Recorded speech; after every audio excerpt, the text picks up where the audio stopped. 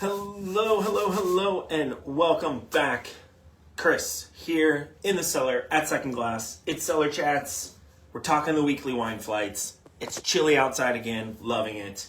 And this week we've got a little French Freshies lineup that honestly, we inadvertently also are doing an importer like highlight feature with Paris Wine Company. So that is that logo right there. So, and something, I don't know if we've talked about it. Oh my goodness. The glare is terrible. Let's see if I can get it. There we go. Paris Wine Co.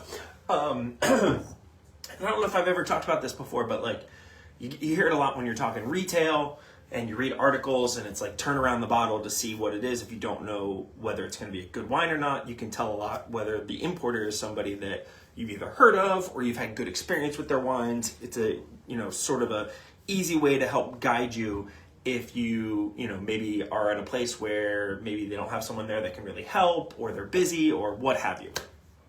So inadvertently, we're doing some really amazing French wines, all from the same importer. Now, these wines are brought into the Carolinas with the company that I also work for Kellogg Selections.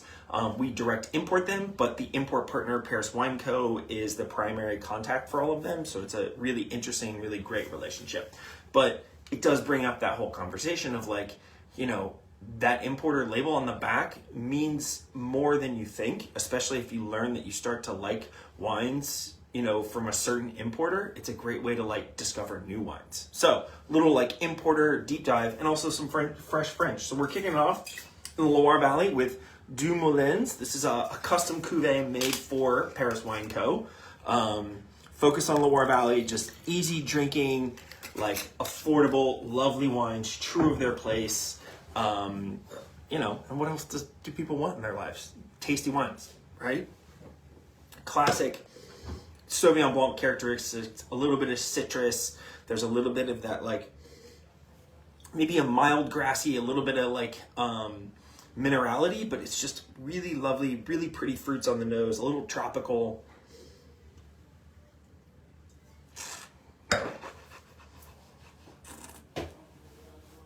Yeah, lovely, crisp, bright, touch of that gooseberry kind of like, like exotic citrus.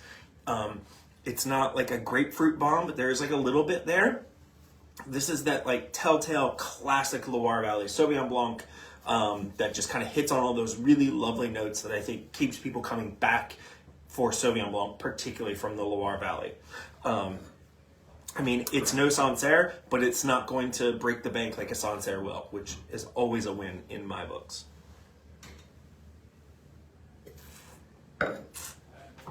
Again, that is Deux Moulins, their Sauvignon Blanc 2021 vintage. All right, and then staying in the Loire Valley, we're going to head from, basically, this is, if I remember correctly, kind of in Touraine area. So we're still in the Touraine. We're going to Hauts for Hauts Baigneux. Oh my goodness. There we go. Their La Surprise Rosé. Yes, I know what you're thinking. Rosé, seriously? It's like 50 degrees outside. It's in the 30s overnight. Yes, rosé. You can drink it any time of the year.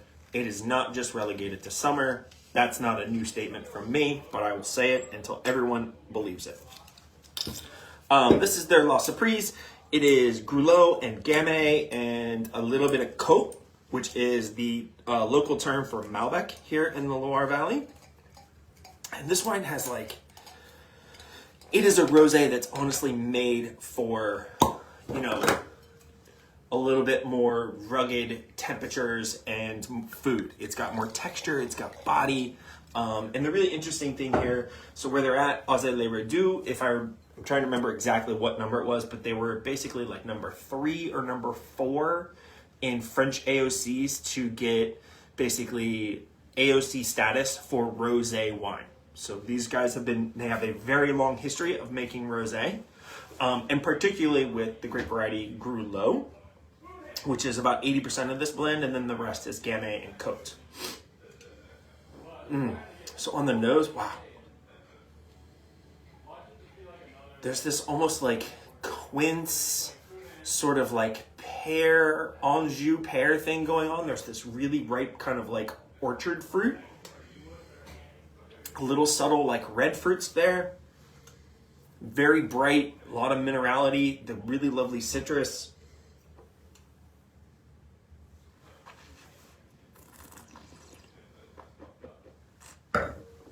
Oh, wow. Palate is great. Again, it really kind of reminds me of that like juiciness you get when you bite into like a like perfectly ripe pear.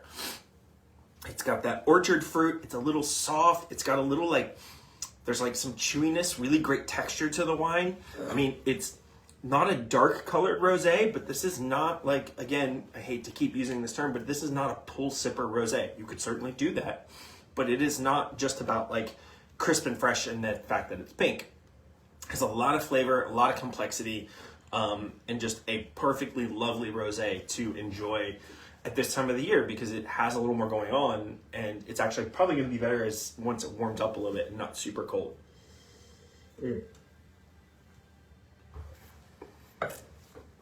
Wow, the quince flavor and like aroma, I can't get past that. It's really, really cool.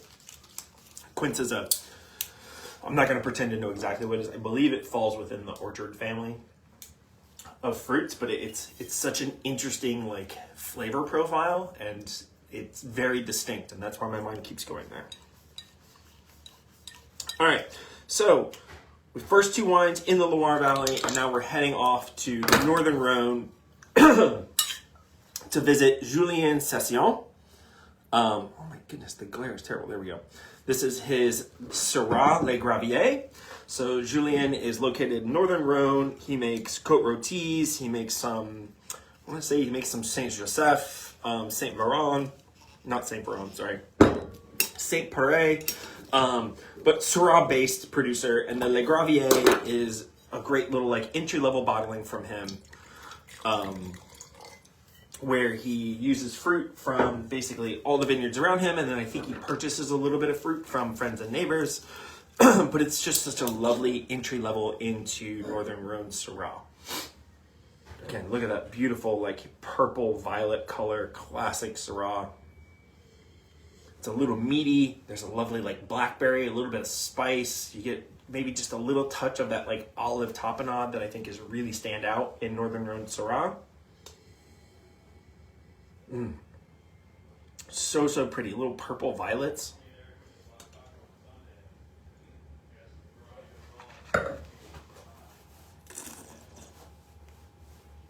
Mouth is so pretty. Really lovely texture, great tannins. I mean, it has some grippiness for sure, but it's also juicier fruit. There's a lot of roundness to it. This is such a great expression of Syrah, and what I think what really draws so many wine lovers to Syrah. Now, in the general public, you know, in the masses, I guess, as you would say, like Syrah tends to still not be completely understood and not as well loved as I think people would like to see it. But in like the tight wine circles, people really love Syrah, and it's for that characteristic that it can be both juicy and complex and highly aromatic while also not being super heavy and not high in alcohol, and it expresses all of those things. Such a great expression of Syrah. Again, quickly, let's do the wrap up. This week's flight at Second Glass, which starts tonight. France, we kick it off Deux Moulins from the Loire Valley. We roll from there into La Surprise from Hauts Baigneux, also in the Loire Valley. And then we're off to the Northern Rhone for Julien Cecillon's Syrah les Graviers. Thank you guys for tuning in. Thanks for coming out and having the flights. If you haven't already, you know, they've got Valentine's Day dinner next week, and they've got some other things going on. So check out the social, look at their website, be safe, be smart, say hi to your friends, say hi to your loved ones. I'll see y'all next week.